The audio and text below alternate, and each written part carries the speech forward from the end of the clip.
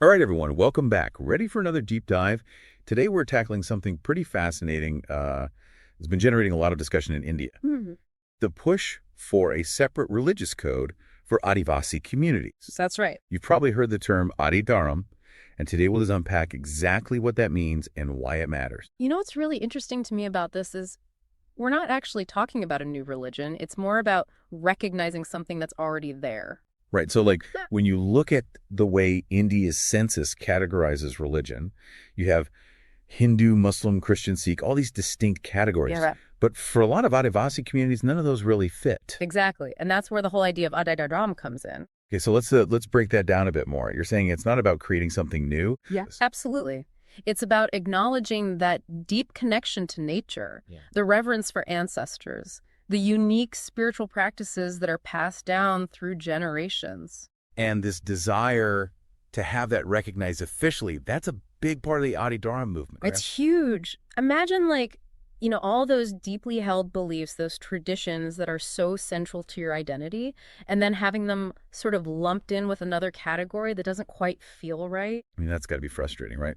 Like feeling like your own unique heritage isn't being fully acknowledged. Exactly. And that's why this is such a powerful movement. It's about reclaiming that narrative, having a say in how your own identity is defined. So this isn't just about abstract concepts of identity. This has real world implications too, right? Oh, absolutely. There are practical benefits that could come with having a separate religious code. Like what? Give me an example. Well, one of the biggest ones is what Sri Topo calls future security. He's a leading voice in this movement, and he's actually outlined 12 specific benefits. 12 benefits. Wow. Okay, so future security, what does that mean exactly? It's about safeguarding cultural and religious heritage for future generations. Think about it. You have a system in place that ensures your traditions, your languages, your stories are passed down and protected. Okay, yeah. I see how that would be incredibly powerful, especially for communities that have felt like their traditions were being eroded or overlooked. Exactly. It's about having that sense of continuity, that assurance that your culture will thrive. So there's this deep emotional aspect to it, but it's also about tangible legal protections, right? Right. And that ties into another benefit, which is community identity. When your beliefs are constantly being categorized under a label that doesn't fully resonate, it can create a sense of disconnect. A separate code would help Adivasi communities define their unique place in society. It's like finally having your voice heard, right?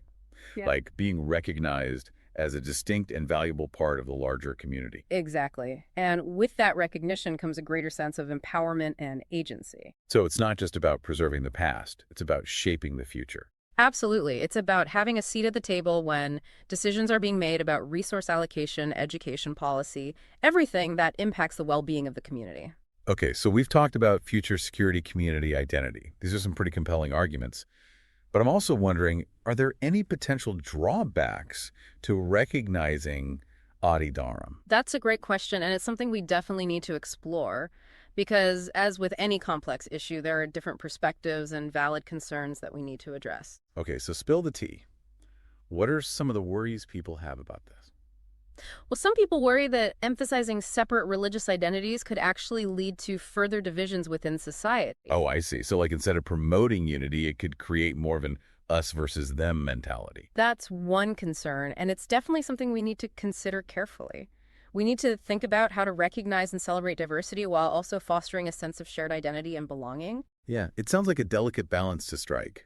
Yeah, and I'm definitely curious to hear more about those potential challenges. What are some of the specific arguments against recognizing Adi Dharam? Well, for instance, some people think it might further fragment Indian society. These are some pretty compelling arguments. But I'm also wondering, are there any potential drawbacks to recognizing Adi Dharam? That's a great question, and it's something we definitely need to explore because, as with any complex issue, there are different perspectives and valid concerns that we need to address. Okay, so spill the tea. What are some of the worries people have about this? Well, some people worry that emphasizing separate religious identities could actually lead to further divisions within society. Oh, I see. So instead of promoting unity, it could create more of an us versus them mentality. That's one concern, and it's definitely something we need to consider carefully. We need to think about how to recognize and celebrate diversity while also fostering a sense of shared identity and belonging. Yeah, it sounds like a delicate balance to strike. Yeah, I'm definitely curious to hear more about those potential challenges. What are some of the specific arguments against recognizing Addi Dharam? Well, for instance, some people think it might further fragment Indian society. Huh. Like recognizing separate religious identities might unintentionally build more barriers between communities instead of bridging the existing ones. So instead of bringing people together, it could actually push them further apart. Yeah, that's a valid point. But wouldn't ignoring the unique needs and identities of Adivasi communities also be a form of injustice? That's the heart of the debate, right? How do we balance respecting diversity with fostering unity? It's not a simple question. Okay, I'm seeing how complex this issue really is. It's not just black and white. There are a lot of nuances here. And we're just scratching the surface. We've talked about the benefits and potential challenges, but I'm also wondering how this all fits into the bigger picture. How does this movement connect to broader themes of cultural identity and social justice? That's where things get really interesting. The Adi Dharam movement is part of a much larger story, a story about marginalized communities all over the world seeking recognition and self-determination. It's happening everywhere. Whoa, hold on. We're going global now. This is getting epic. It really is. But before we zoom out to the international scene, let's really unpack the potential impact of Adi Dharam within India. Yeah, let's stay focused on India for now, and then we'll expand our lens in the next part of our deep dive. Sounds like a plan. All right, let's do it. So we're zooming in on the potential impact of Adi Dharam within India. Let's start with the positive side.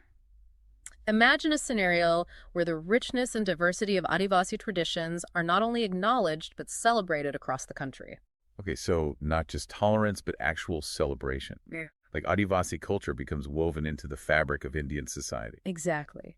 Think about the increased cultural awareness and appreciation. School children learning about Adivasi rituals, their deep connection to nature, their unique understanding of the world. It's like a whole new chapter in Indian history and culture being opened up. Precisely. And for Adivasi communities themselves, recognition could bring a profound sense of empowerment. Imagine finally having your identity validated, your beliefs, respected, your voice heard in the national conversation. That must feel amazing. Like a weight lifted off your shoulders. Yeah. And I bet that sense of empowerment could translate into real, tangible benefits. Oh, absolutely. Think about resource allocation. If Adi Dharam is recognized, it could open up opportunities for Adivasi communities to receive more funding and support for cultural preservation initiatives. So things like protecting sacred sites, revitalizing traditional languages, supporting artists and artisans, all of that could get a boost. Precisely. And this ties into another potential benefit representation. With greater recognition comes greater visibility.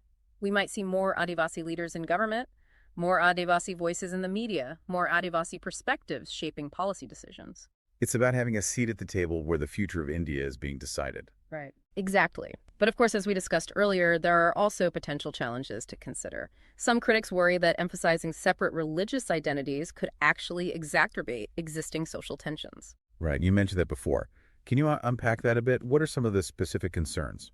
Well, some argue that it could lead to increased competition for resources and opportunities.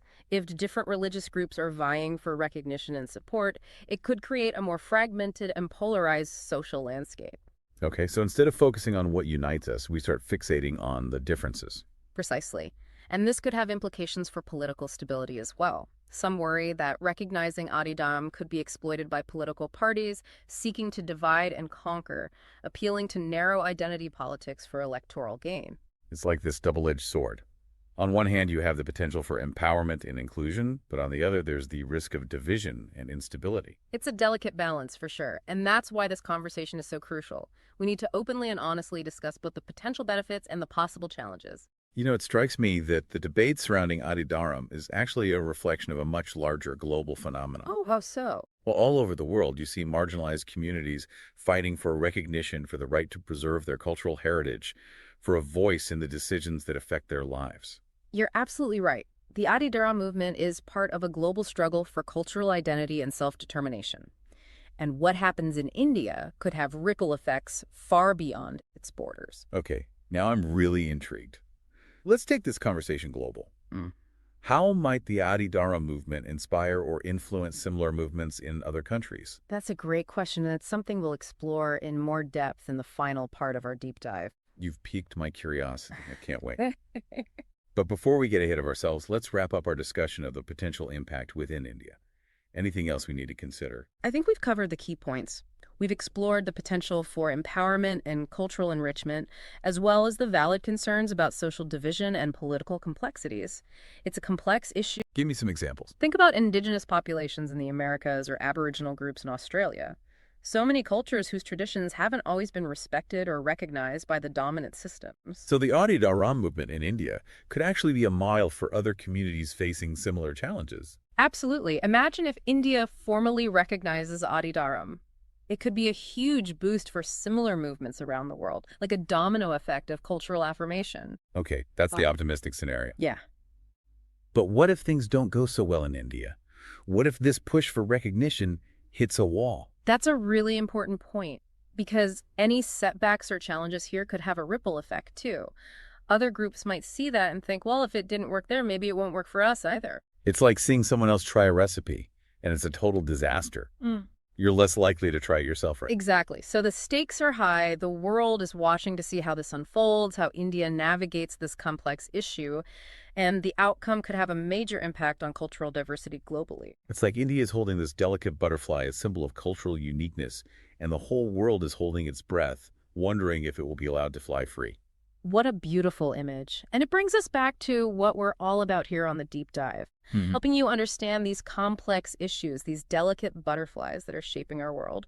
And giving you, our listeners, the tools to think critically about them.